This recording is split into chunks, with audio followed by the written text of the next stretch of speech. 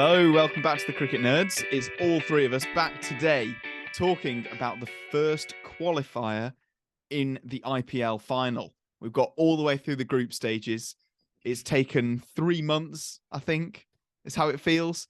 But gotta say, this IPL has been the most engaging of all of them because it was so tight. First of all, CSK versus Gujarat Titans. Oh my goodness. Yes, Oh. boys. We're in the Dislike this final. video. Dislike it, okay? I don't think I've ever said that before, but please drop a dislike on this video so Benji understands how out of order he's just been. No, please don't dislike this video. All I can hear Subscribe is, and like. all I can hear is some salty Mumbai and RTV boys. For our audio listeners, We're in the final. Benji has just unzipped his hoodie and revealed a Chennai Super Kings top with a very smug look on his face. Because we're in the final. Chennai are once again in the final Of an IPL. of an IPL. Like this video if you've seen that happen before. Yeah. To be honest, I think Chennai, they were the better team today against Gujarat. To score 172 on that wicket, I reckon, was down to how Conway and Gaikwad played at the start of the innings. Their opening partnership has been so crucial to Chennai's success. And I guess the big difference between a team like Chennai and RCB is they have good starters, but then they have the players who can finish it at the end. And the way that Rayudu batted today, I've not seen a bat like that all tournament. That's the first proper good innings he's played for Chennai. And Jadeja also, with a bit of help from Moeen Ali at the end, just to get up to 172. I thought they were 10 runs over what they should have got, which proved to be the difference really in the end, with Gujarat getting 157. Benj, I don't know, you were quite disappointed when you messaged earlier about Conway. Are you thinking actually that was quite a valuable innings now? I think of the two, Gaikwad's innings was probably the most valuable. I think if he'd stuck around longer than Conway and he was the one that went after Conway, it would have been a much different game, because I think Gaikwad was probably, with aside from Rashid Khan, I would say, was probably and Shubman Gill was probably the only batter who really looked comfortable today. I think everyone else looks like they struggled a bit. I think Raidu picked up a couple of loose deliveries and put them away. But Conway's knock, yeah, it ended up doing the job, didn't it? Like it was 40 runs in the end. It was quite slow, and he was looking like he was having a day where he just couldn't get the ball off the square. He wasn't playing his normal fluid self. It was that sort of, we've seen two Conways this season, the fluid free hitting and the just struggling to get anything going. And he was almost trying to play some release shots and then got a bit lucky. And because he got a bit lucky, it, I think, gave him a bit of confidence and he was able to progress. So yeah, I wouldn't say it's his best knock I've seen, but it turned out to be crucial, right? Do we think that Chennai have benefited from playing at home for the first qualifier? I almost think that's an unfair home team advantage because, I mean, the crowd aside, every game that Chennai's played, home or away, has been a home game with regards to the crowd.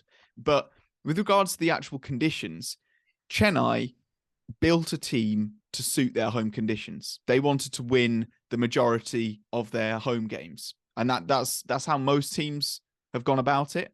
They've looked at what their home conditions do and they build a team around that. So Chennai naturally get more spinning all-rounders because it's going to turn a bit more at Chennai, more technically correct batters for the same reason. And so Chennai had a squad that was made for these conditions. Gujarat was made for Ahmedabad. So yeah, I do wonder whether we're going to see in these qualifiers the home team advantage really at play, where Chennai are going to win in Chennai, Gujarat might win in Ahmedabad, and so on. Yeah, I think it's a valid point. It will be interesting to see. Let's say Gujarat do qualify for the final, and that is in Ahmedabad. If Gujarat play the same sort of game that Chennai had in giving a convincing win, I'm not sure. I always find it a bit strange when you've got the first qualifier and the eliminator both played at the same ground. because it's like all you need to do as Chennai is just qualify, and you've got a home game. Now, obviously, we can't take anything away from Chennai because you can't win the IPL from just winning at home, and they have won quite a lot away. So yeah, but I do think there were some interesting decisions from Gujarat to play Darshan Nalkande. I think realistically, I know Hardik Pandya is struggling, and he's struggling to bowl, but having him fit would have made a massive difference because he doesn't go for many runs and he takes crucial wickets.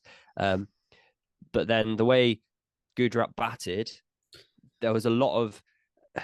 I just think that it wasn't the same sort of innings that we're used to seeing Gujarat. They're used to chasing so well where they're not relying on certain players. And I felt like they were looking at each other a bit today to say, oh, who's going to provide us the runs, rather than it being David Miller has a go, Tawati has a go. They all have a go and they get there. But Chennai did bowl very well. Yeah, I think your Chennai's bowling today actually was the difference, and especially the spinners. I think Noor Ahmed was fantastic, but Rashid Khan had an uncharacteristic bad day, I think. Interestingly, the last time that a game was played on this wicket was when Punjab beat Chennai by 1 run with 0 balls remaining in that thriller, what feels like months ago now. Yeah, it feels like so long ago. Conway was like 92 or whatever it was. And in that game, it was, again, the spinners in Rao Chahar and Sikandar Raza that really shut Chennai down. So I think Chennai being a bit better in the spin department today definitely helped. And I think it was Jadeja's bowling and also Patarana's death bowling that was the real difference today. Yeah. Right. So that's the game that's happened today. We look forward to the final. We're looking forward to the rest of the eliminators and qualifiers. Let us know in the comments who you think is going to play Chennai in that final. Do you think Gujarat will come back and win? Or do you think it will be one of Lucknow and Mumbai who are playing tomorrow? Are they playing tomorrow? So we look forward to that. And we look forward especially to the final on Sunday. But we thought it would be a good idea to kind of think about the teams that have gone, the ones that we've left behind, and kind of discuss. Gone but not forgotten. Gone but not forgotten. Kind of discuss, because they have been strengths for every team, but there were also things they could have done better. Because the other teams, I think the teams that qualified deserved to qualify. I think they looked the most convincing in the tournament. So I reckon we just go from the bottom and just work our way up. So starting with Sunrisers Hyderabad, not much went right for them, and they struggled a lot to get a good balance for their team. But James, what do you think was like a positive for Sunrisers? Because there's a lot of Sunrisers fans who watch this podcast. So what are the positives for them? They've got a really cool badge. Heinrich Klaassen is really good, and he can continue to be very good. They've built a team that have got some really exciting superstars of the future. They just need to give more confidence to them. They haven't been consistent in their opportunities, I don't think. And yeah, potentially a bit more confidence is needed for people like Abhishek Sharma, Anmalpreet Singh, Umran Malik, Washington Sundar, people like that. Yeah. Let's, like with Sunrisers, they built such a strong squad. We were so impressed with their auction, but turn out you just can't buy a win in the IPL. Like the real issue for them was they spent so much of their budget on Harry Brook, and Harry Brook didn't have a tournament winning tournament, didn't he? Yeah. I think that's the main thing. They spent all that money on Harry Brook, and then they couldn't bring it all the way through. I just say Heinrich Klaassen was class, but I think for Sunrisers, the biggest thing that let them down, I think this year, was their bowling. When they've been a traditionally bowling strong team, I think that was the real thing that let them down this year. Yeah, I think just the last point on Sunrisers, I do think Harry Brook will come good in the IPL. He's that sort of player, and all he needs is to work on a little bit of spin. That's where he struggles in those middle overs, because 4 and 5, that's where he's the best, I reckon. So they had to open him because that's where he's not facing the spinners. But also, I think they really missed out on Umran Malik being that key wicket taker in the middle overs. There was too much reliance on Mike McCanty, who's not like the best spinner in the world. He's decent and he did well, but they need someone like an Omar Malik to really take those key wickets. But it was quite a similar season for DC in that they struggled with the bat to put a string of good scores together, and their bowlers weren't taking regular wickets. However, Benj, I'm going to come to you for this because you raved about it in most podcasts. Axar Patel, he had a great season. Axar Patel, I think, has a shout for like player of the tournament as just like carrying his team on his back. Because I haven't seen a player stand up as much as Axar Patel with bat and ball. Like, I think he was, a lot of the time, at the start of that season, Delhi's best batter. And yet, in the last few games, there was a good performance from David Warner here and there. Prithvi Shaw came back into a bit of form. We saw some star quality stuff from Mitchell Marsh, but Axar Patel was the only one who was really consistent. And if you look at all the games that Capitals won, Axar Patel had a good game. And the ones that Capitals lost, Axar Patel generally still was the only player that had a good game. Yeah. I think the biggest thing with Delhi, which is, I mean, I'm a bit smug about this one because I predicted them to come quite far down at the start of the tournament, is that they could never figure out their mix of overseas players because they had to play David Warner and in their head they had to play Amrit Nortje. It only left them 2 spots.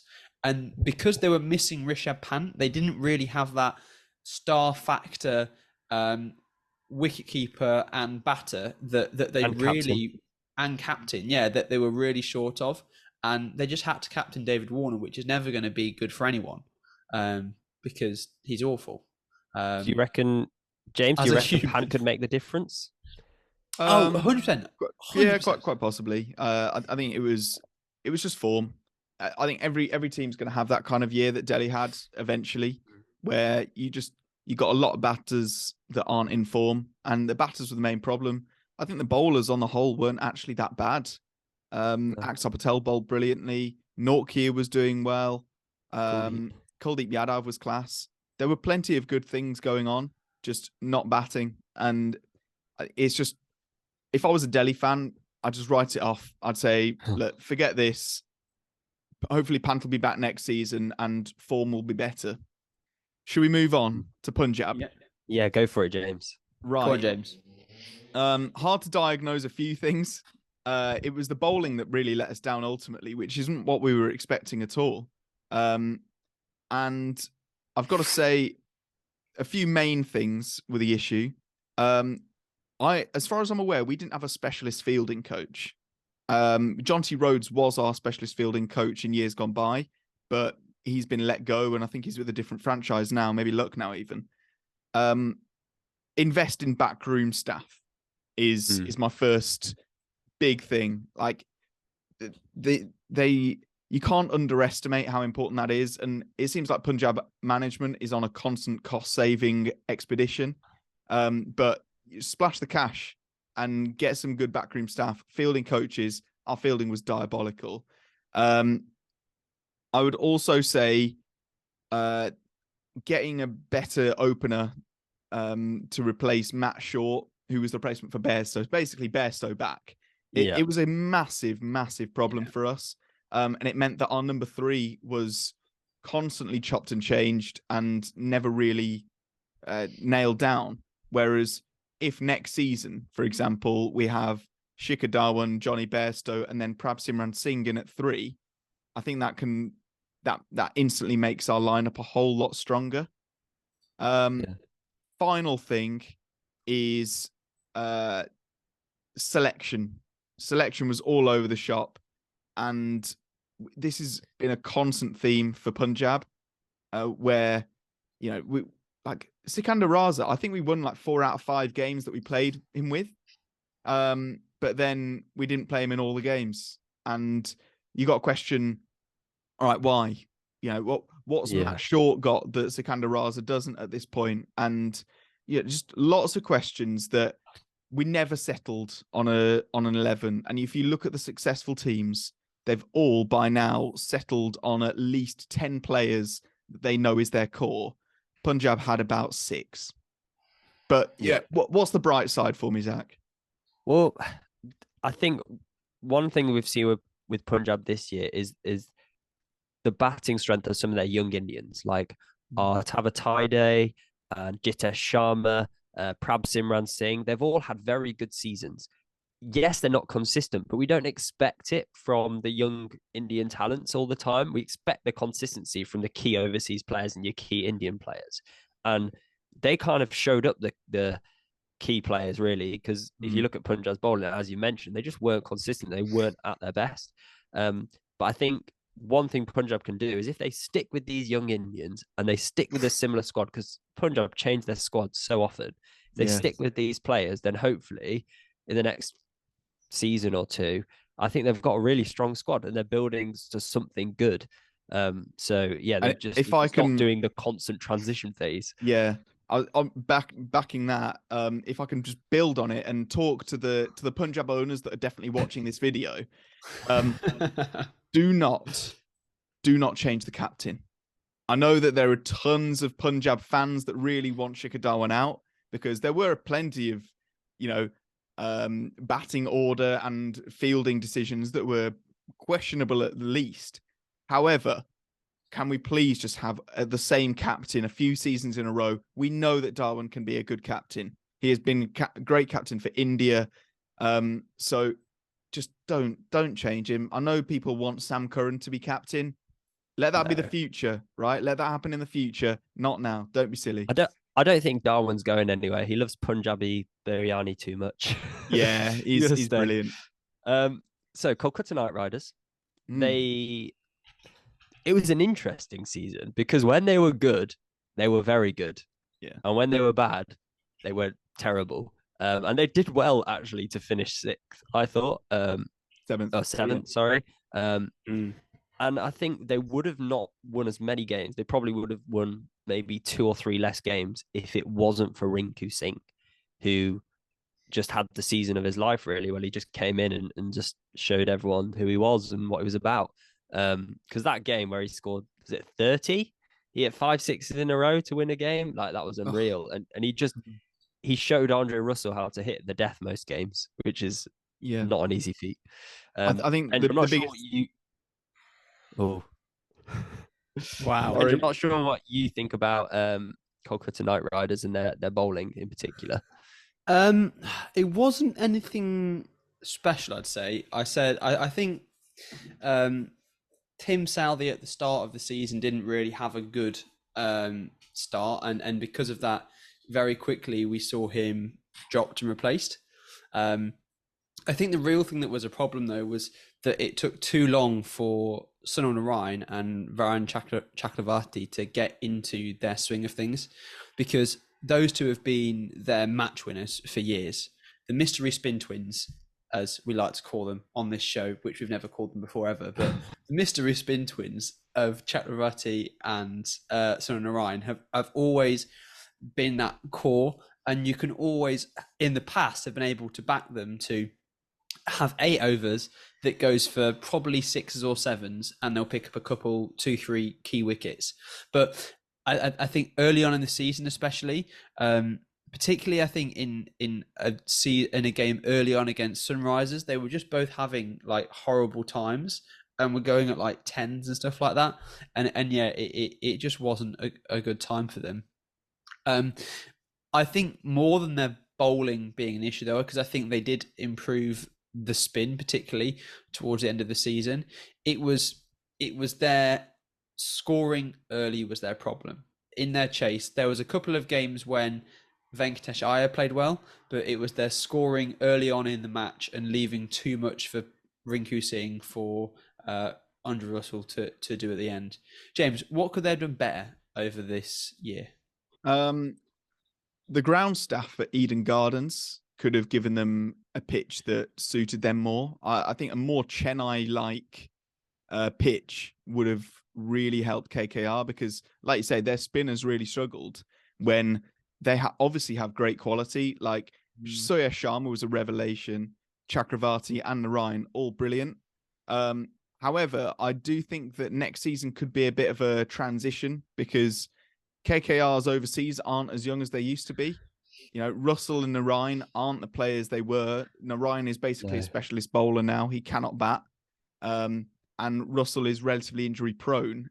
We have seen glimpses of his finishing prowess, but nowhere near as often as it was. So, you know, going forward, they are going to need to really think about the balance of their squad. But I think having Shreyas Iyer back will make a massive difference to them.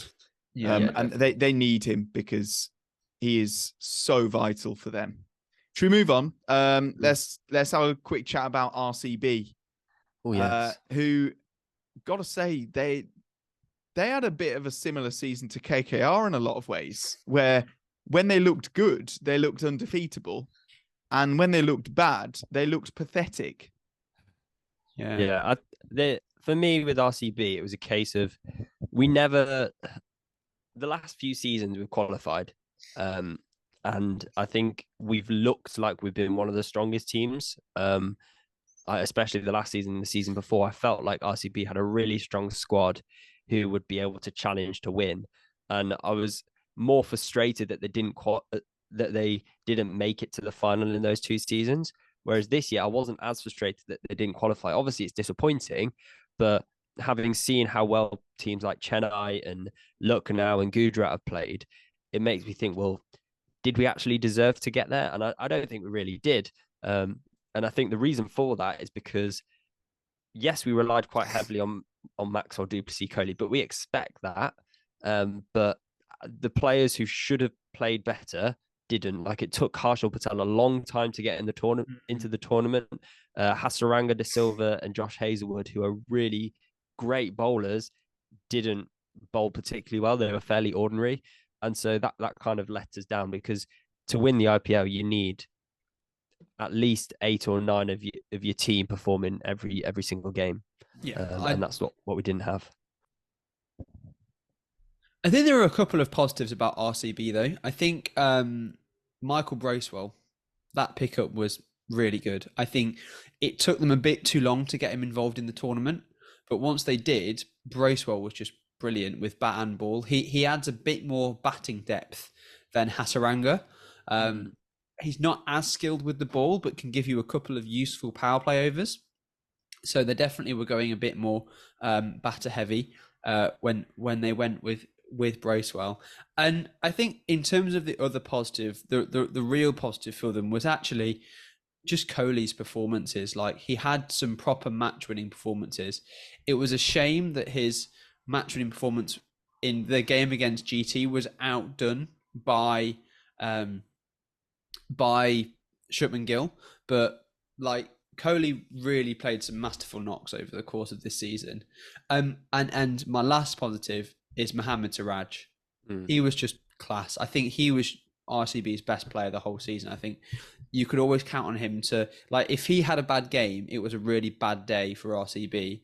But he was the one, similar to how Harsh Patel's been in the past few series, where he's been the one to rely on. I think it was Siraj this year, and I think that was a massive, massive positive. Amidst, injury problems too. And I think RCB showed that they had good depth as well. Yeah. Excuse me. That's all staying in. Just to wrap up, James, kick off about Rajasthan for me, please. All right. Rajasthan, I thought they had a really, really strong squad. And things went well for them sometimes. They choked quite a lot, actually. And I think a fair amount of it was their own doing. They big-brained to the point where it was small brain.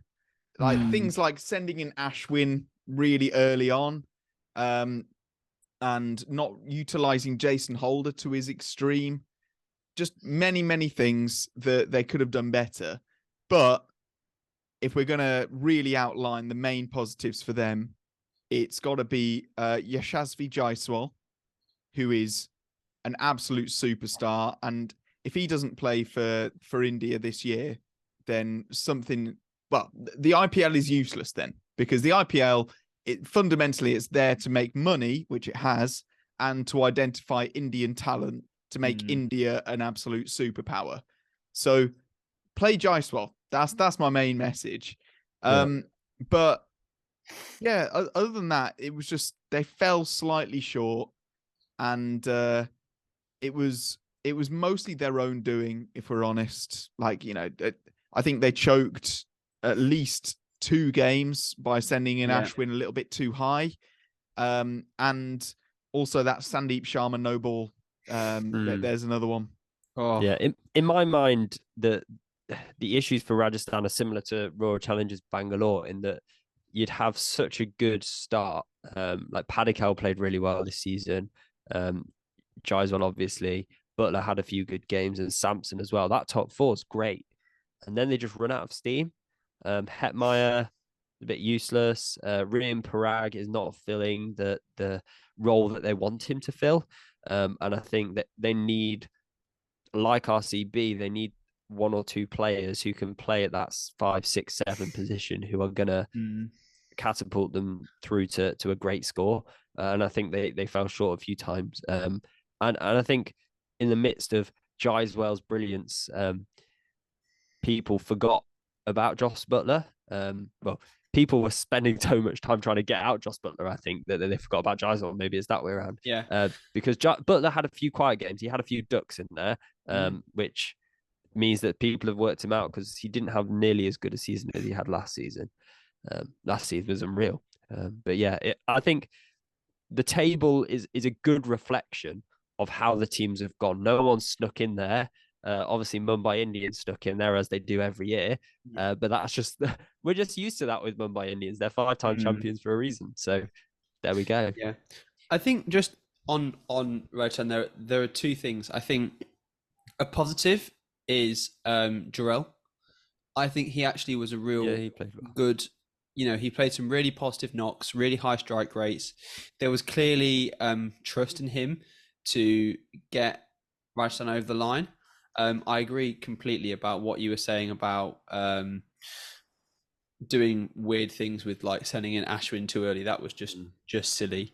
And I think also they massively messed up by using the most underrated, overpaid water boy in the whole world in Joe Root.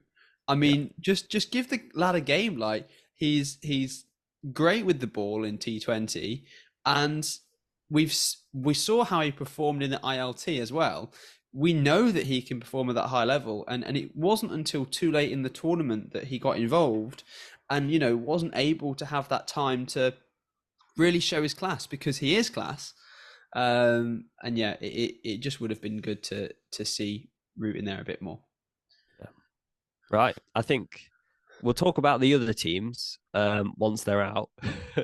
So after the final. But yeah, I think with it fresh in our memory, it's good to talk about the teams that have left us in this tournament. But yeah, it promises to be a brilliant finish to the tournament. So make sure you keep following all these videos that we're bringing to you. And if you're listening, all these podcasts to you. So make sure you subscribe, you like, you share with your friends, follow us on social media. The link tree's in the description.